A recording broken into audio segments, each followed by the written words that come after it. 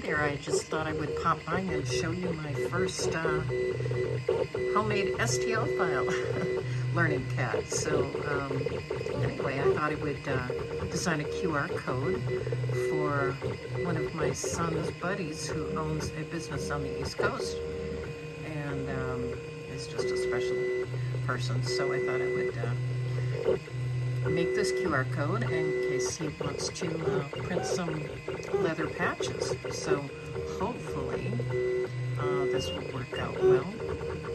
This bed is about 4 inches. It's not heated.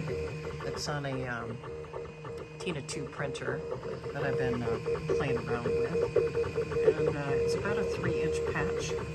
So yeah, hoping it will emboss on leather really well. Vegetable tan leather rather.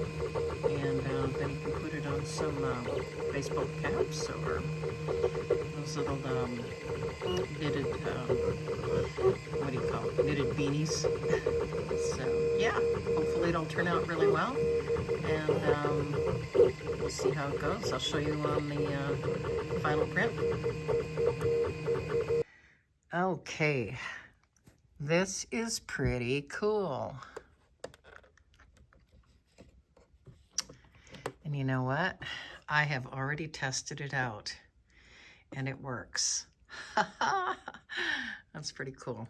But instead of just this brim on it, I got to figure out how to put a backing on it. But still, this would look pretty cool as a coaster. So yeah, stay tuned. Bye-bye.